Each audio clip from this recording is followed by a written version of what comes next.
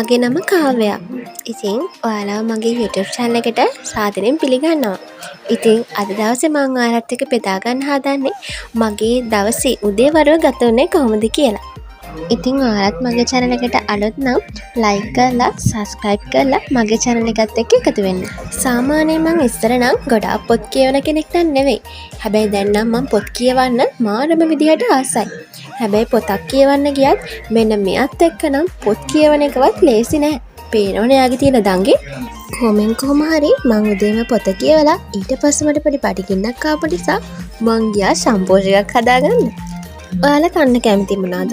මම නම් හරි කැමති ෂැම්පෝෂ සිරිලක් වලට. මං පඩි ගත්තත් මං කන්න ආසම දේවල් වලින් ගන්නේ සිරිලක් තමයි මුලින්ම. ඉතින් ඔයාලා සිරිලක් කන්න ආසයිද? ඒව රහයි නේද? පොඩි ළමෙක්ම වෙන්න ඕනේ නෑ සිරිලක් කන්න.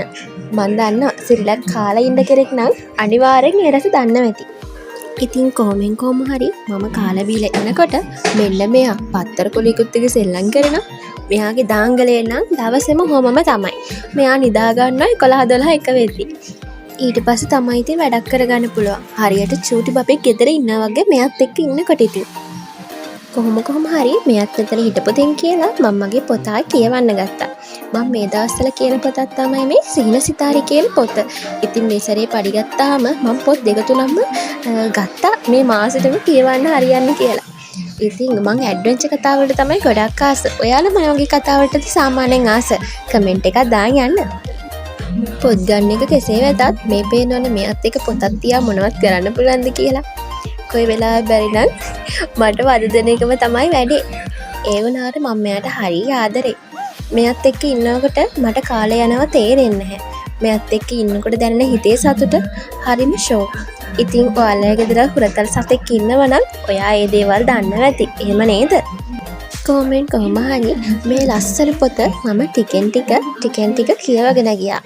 ඉතින් අත් දවස් ඇතුළත මම මේ පොත කොහොම හරි කියවලා ඉවර කරගන්න තමයි ටාගට් කරගත්තේ. මොකද ඒ තරම් මම පොත් කියවලා දැන් ආස වෙලා. ඉතින් මගේ නිවාඩු දවස් මේ විදිහට ලස්සනට අර්ථවත් ගෙවලා දාන මම හරිම කැමතියි. ඉතින් උදේවරුව මේ විදිහට ගෙවන්න තියෙන එක ඇත්තටම මට ගොඩාක් සතුටක්. ඊට පස්සේ මම හිතුවා නාන්න යන්න. ඉතින් මං ඇඳිලා ක්ලාස්ටි කරලා මං ගාන ක්‍රීම් එකත් ක්ලාස්ටි කරලා තියාගෙන මං ගියා වොෂ් එකක් දාගෙන එන්න කියලා.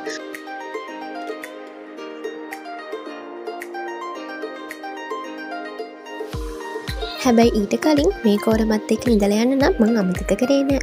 මෙයාගේ නම ලීෆ්. ඒ නම යාට දාන්නත් ලොකු හේතුවක් තියෙනවා. ඒක මං ඔයාලට පස්සේ දවසක් කියන්නම්.